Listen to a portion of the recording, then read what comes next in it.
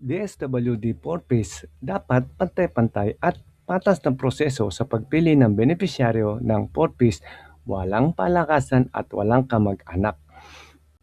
Mayroon ba talagang mga miyembro ng Purpose na talagang hindi naman nahihirapan o hindi naman mahirap?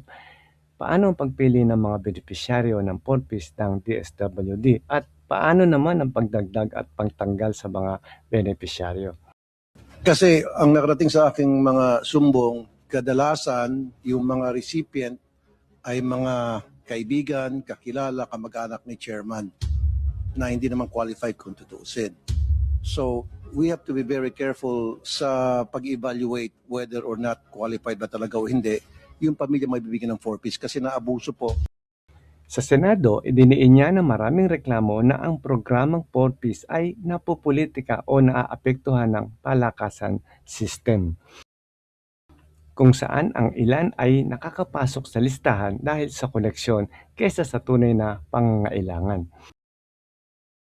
Bilang tugon, iminungkahi niya na dapat magkaroon ng mga istrikto at patas na sistema sa pagpili ng mga benepisyaryo para siguraduhin na ang tulong ng pamahalaan ay mapupunta sa talagang nangangailangan. So paano ang pagpili ng benepisyaryo ng Purpose ng DSWD? Ang pagpili ng mga benepisyaryo ay batay sa listahanan. Ito ay isang uniform at objective na sistema ng pamahalaan para matukoy kung sino ang mga pamilya ang tunay na nangangailangan ng tulong base sa data at kriteriya ng programa. So paano naman ang pagdagdag at pag-alis sa mga benepisyaryo?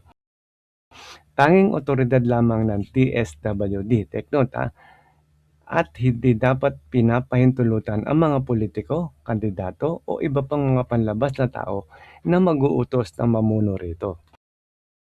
Binibigyan diin ng DSWD na walang partido o kandidatong politikal ang makakatakbo o makaka-influence sa listahan ng mga benepisyaryo kahit panahon ng eleksyon. So ano ba talaga ang mga qualifications ng Purpose para makasali sa listahan? Una, ang pamilya na kabilang sa poorest of the poor o yung mga mahihirap na household batay sa listahanan, National Household Targeting System for Poverty Reduction. Susunod ay mayroong bata na 0 hanggang 18 years old o buntis na ina sa pamilya. Susunod ay ang pamilya na nakatira sa lugar na covered ng programa. Kung kwalipikado ang pamilya, kadalasan ang mga hinihingi ay ang mga sumusunod.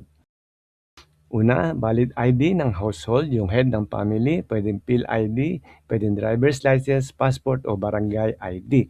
Susunod, birth certificate o school ID ng mga anak para sa education. Medical records naman para sa buntis na ina at proof of residence o barangay certificate. So paano mag-a-apply o mapasama sa listahanan?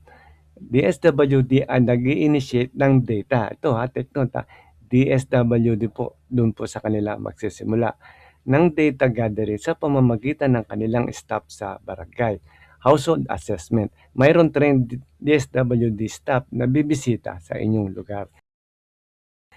Hindi pwedeng personal na mag-apply kung hindi pa isinama sa listahanan. Kailangan mo nang matarget sa pamamagitan ng DSWD survey. So paano naman ang pag-aproba at notification?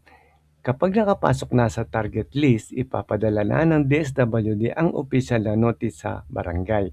Susunod ay may orientation o family development session. Kung aprubahan, magiging opisyal na benepisyaryo at makakatanggap ng cash grant sa health at education conditionalities. Ano naman ang mga obligasyon ng pamilya para manatiling benepisyaryo? Una ay ang regular na pagpasok sa health check-up at prenatal o postnatal visit sa mga bata at buntis na ina. Pagpasok ng bata sa paaralan at regular na attendance. Pagdalo sa mga family development session o livelihood training kung hinihingi ng DSWD. Kapag hindi nasunod ang conditionalities, pwede ito makaapekto sa benepisyaryo o sa benepisyo na pwede siyang matanggal sa Purpose. So paano makipag-ugnayan sa DSWD? Maaari bumisita sa Barangay Hall o sa DSWD Provincial o Municipal Office. Maaari ring i-check ang kanilang official DSWD website. At tips naman, hindi pwede magbayad o wala pong bayad o magngako ng palakasan para mapasama sa programa. Lahat ng benepisyaryo ay mapipili base sa listahan ng survey at ng DSWD criteria. So hanggang dito na lamang at sana ay nakatulong po muli kami sa inyo. Huwag nyo lang po kakalimutan na mag-like, comment at share nyo na rin ang magandang balita na to. At maraming salamat po at huwag nyo lang kalimutan mag-subscribe sa ating channel.